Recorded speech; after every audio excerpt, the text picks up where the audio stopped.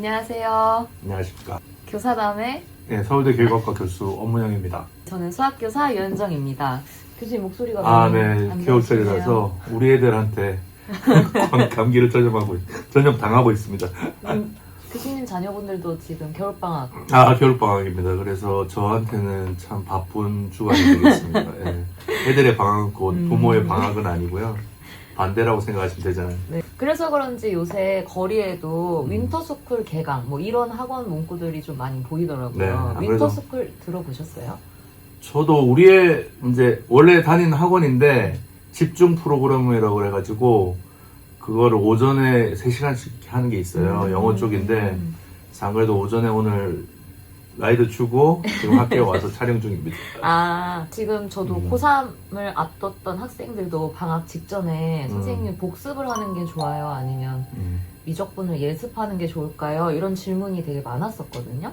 그래서 오늘은 저희 수학에 있어서 선행학습에 대해서 저랑 교수님이 한번 같이 솔직한 얘기를 해보면 어떨까 하는 생각으로 이런 컨텐츠를 준비해 봤습니다. 먼저 간략하게 선행학습에 대해서 교수님의 생각은 어떠세요? 제 생각은 뭐 항상 여기 교사담에서 얘기할 때 너무 이상적인 얘기를 한다는 걸 피하기 위해서 저희 아이들 얘기를 많이 예를 들잖아요. 그래서 한날은 저희 아이들이 제가 조금 공부를 학교 다닐 때 잘했을 것이다 이런 가정을 하고 있는 것 같아요. 그래서 아빠 공부를 잘하려면 뭘 어떻게 해야 되냐 했을 때 제가 순식간에 떠오른 5가지 솔루션을 줬었어요. 네.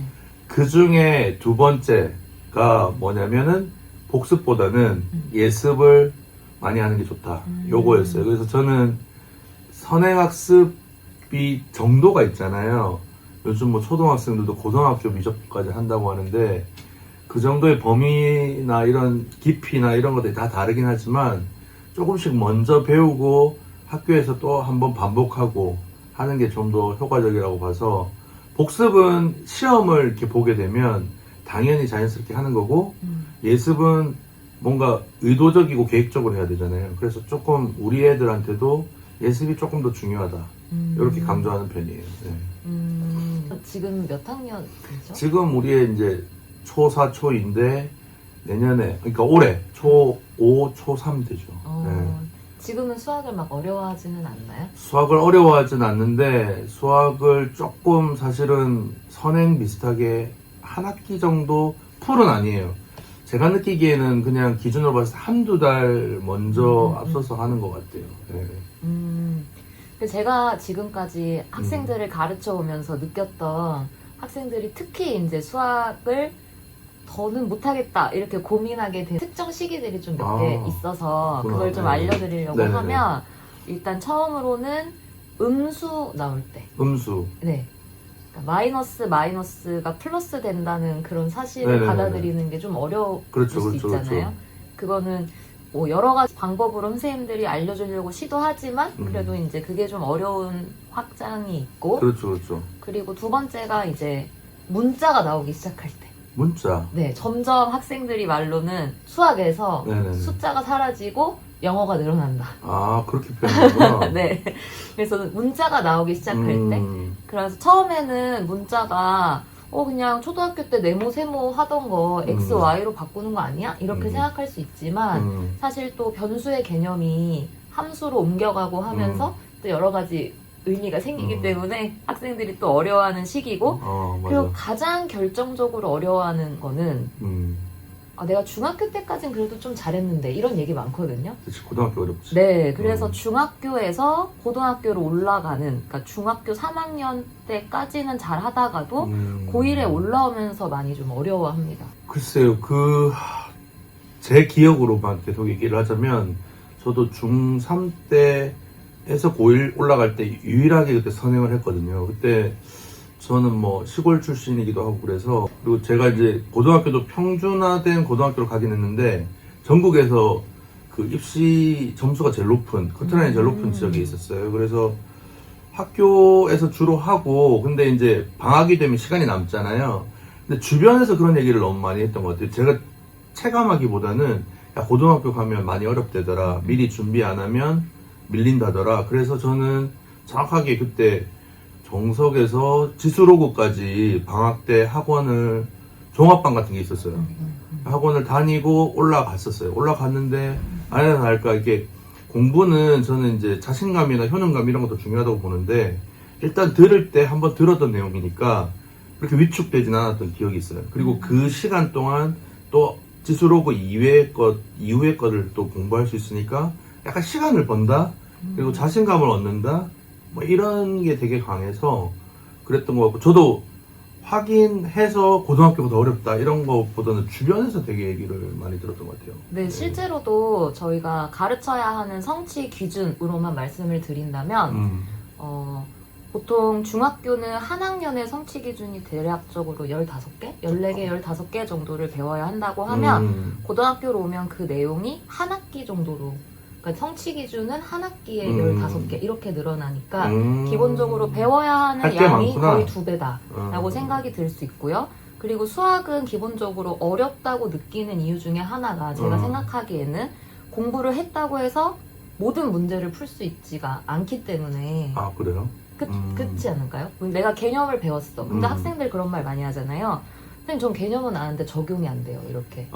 그러니까 내가 문제를 이걸 풀었다고 해서 비슷한 모든 문제를 다 풀 수 있는가라고 하면 또 그렇지가 않아서 수학이 네. 좀 어렵다고 느끼잖아요. 네. 근데 그만큼 수학에는 투자해야 되는 시간이 되게 많은데 근데 고등학교에 올라와서 중학교 때 공부했던 속도로 따라온다고 하면 다른 공부를 아예 못하고 수학만 매진해야 되거나 해야 되구나. 네, 아니면은 나는 좀 따라간다고 따라간 것 같은데 이 양의 압박에 눌리게 되죠. 그래서 좀 버거운. 그렇구나. 네, 그래서 근데 또 수학은 계통성이 너무 강한 학문이라서 같이 앞에 앞에 거를 모르면 뒤에 게 또 어려워지기도 하거든요. 맞아요. 그래서 그런 의미에서는 사실 저도 수학 교사라 수업만 잘 들어도 너희가 따라올 수 있어라고 얘기하고 싶은데 추가적인 좀 노력이 필요하다 그죠? 네네. 그러니까 내가 복습을 정말 많이 해서 수학 수업만 듣고도 따라갈 수 있어 라고 말하고도 싶기는 한데 뭐 한 학기 정도 선행하는 거는 필요하다. 필수는 아니어더라도 하면 더 좋다. 도움이 된다는 거죠. 도움이 많이 되죠. 근데 정말 얘기해드리고 싶은 건 그렇다고 단계를 너무 뛰어넘는, 물론 아이가 너무 수학적 재능이 있고 흥미가 있어서 아주 어릴 때 미적분을 배우더라도 잘 따라온다면 그건 나쁘다고 말할 수 없겠지만 학생은 흥미가 없는데 너가 수학을 잘하려면 미리 많이 배워놔야 돼 라는 생각으로 초등학교 6학년 중1, 중2인데 막 고1, 고2, 고3 미적분까지 정석을 막 풀게 했다라고 하면 그거는 결코 도움이 되지 않습니다. 실제로도 학생들한테 뭐 너는 선행 그래서 어디까지 했어? 이러면 선생님 저 중2 때 미적분까지 다 듣긴 했는데 하나도 몰라요? 하나도 이런 몰라요. 애들이 많거든요. 그래서 그렇게 하는 예습은 저는 의미가 없다고 생각하고 그냥 한 학기 정도 방학 때 좀 미리 예습 차원에서 보는 건 여러 가지로 좀 도움이 될 수 있다라는 말씀을 드리고 싶고요. 다만 유의사항이 있어요. 유의사항이 네. 뭡니까?